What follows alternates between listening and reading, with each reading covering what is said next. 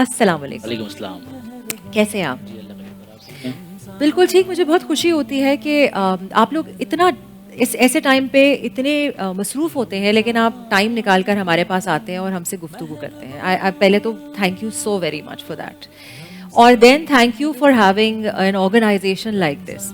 سو مجھے بتائیے گا کہ یہ پورے پاکستان میں پھیلی ہوئی ہے، لیکن اس کی جو ہے اسٹارٹنگ کب ہوئی، کتنے سال پہلے ہوئی اور کیسے اٹ کیم انٹو بینگ؟ ویسے تو الخدمت فاؤنڈیشن کو لوگ جانتے ہی ہیں، اور ہم مستقل اس کا کام کر رہے ہیں. جب پاکستان بنا تھا اور لوگ ہجرت کر کے انڈیا سے آئے تھے پاکستان، تو ہم جب سے ہی اس پہ جو ہے وہ کام کر رہے ہیں. اور الخدمت فاؤنڈیشن کے مختلف سیگمنٹس ہیں جس کے اندر ہم یہ کام کرتے ہیں، اور یہ بیسیکلی ایک کلچر ہے ہمارے معاشرے کا اور ہمارے لوگوں کا کہ وہ سب لوگ کوشش کرتے ہیں کہ دوسرے کی مدد کرنے کی. الخدمت فاؤنڈیشن یہ کرتی ہے کہ ایک برج کا کام کرتی ہے. لوگ مدد کرنا چاہتے ہیں اور جن کی مدد کرنی ہے تو ایک برج کے طور پہ ہم لوگوں کو مدد کے لیے جو ہے ان کے لیے آسانی پیدا کرتے ہیں. یہ رمضان کا مہینہ ہے، نیکیوں کا مہینہ ہے. لوگ سب جو ہے وہ نیکی بھی کر رہے ہوتے ہیں، دل جو ہے نرم بھی ہوتے ہیں. اور خدمت فاؤنڈیشن بھی کوشش کرتی ہے کہ اس رمضان کے مہینے کے اندر زیادہ سے زیادہ لوگوں کی جو ہے وہ خدمت کی جائے. ایک تو ہماری روٹین کی چیزیں چل رہی ہوتی ہیں نا، رمضان کے اندر ہم راشن دے رہے ہوتے ہیں، لوگوں کے گھروں کے اندر یہ چیزیں کر رہے ہوتے ہیں.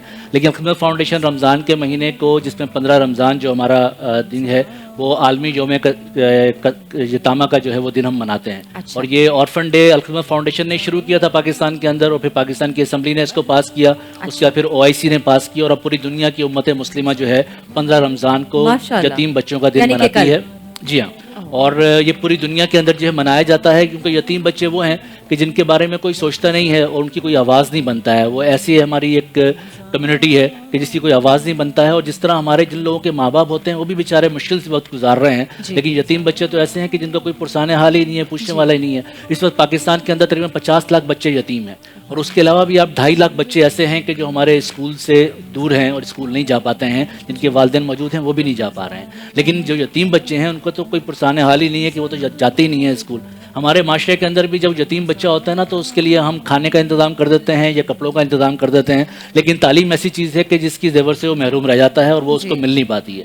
اور یہ یتیم بچے جو ہے کچھ عرصے کے بعد ہی جا کر جو ہے وہ ہمارے معاشرے کے اوپر ایک بوجھ بن جاتے ہیں.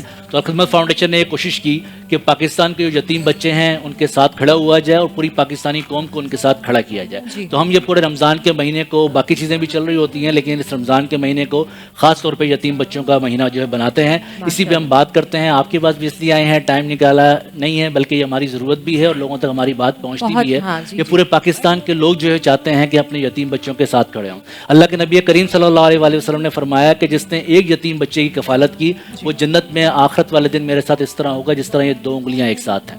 یہ اتنی بڑی بشارت ہے، اتنی بڑی خوشخبری ہے پوری امت مسلمہ کے لیے کہ اگر آپ ایک یتیم بچے کی کفالت کریں گے تو اس کے نتیجے کے اندر اللہ تعالیٰ آپ کو جنت بھی دے گا، اور جنت کا بھی بہترین حصہ دے گا کہ جس کے اندر اللہ کے نبی کریم صلی اللہ علیہ وسلم کی رفاقت آپ کو دے گا. اس لیے ہم نے اس کا موٹو بھی یہ رکھا ہے کہ کفالت یتیم سے جنت کا حصول بھی اور رفاقت رسول بھی صلی اللہ علیہ وسلم. اور میں آپ کو بتاؤں کہ جب اللہ کے نبی کریم صلی اللہ علیہ وسلم نے اس کا اعلان کیا تو صحابہ ڈھونڈنے لگے کہ ہمارے قریب کون یتیم بچہ ہے کہ جس کی ہم کفالت کریں. تو 2 صحابہ کو ایک یتیم بچی ملی اور وہ دونوں کہتے تھے کہ میں اس کی کفالت کروں گا کیونکہ میری قریبی رشتہ دار ہے. اور وہ فیصلہ اللہ کے نبی کریم صلی اللہ علیہ وسلم کے پاس پہنچا تو اللہ کے نبی کریم صلی اللہ علیہ وسلم نے ایک صحابی کے حق میں فیصلہ کر دیا کہ اس کی زیادہ قریبی رشتہ دار تھی. تو اس صحابی نے اس بچی کو، یتیم بچی کو اپنے کندھے پہ بٹھایا اور مسجد نبوی سے نکلتے ہوئے یہ اعلان کرتے ہوئے جا رہے تھے کہ لوگوں دیکھو میں اپنی جنت لے کر جا رہا ہوں، کیونکہ اس انسانی تاریخ کی، دنیا کی، کائنات کی سب سے سچی ہستی اللہ کے نبی کریم صلی اللہ علیہ وسلم نے یہ فرمایا کہ جو اس کی کفالت کرے گا اس کے نتیجے میں جنت ملے گی.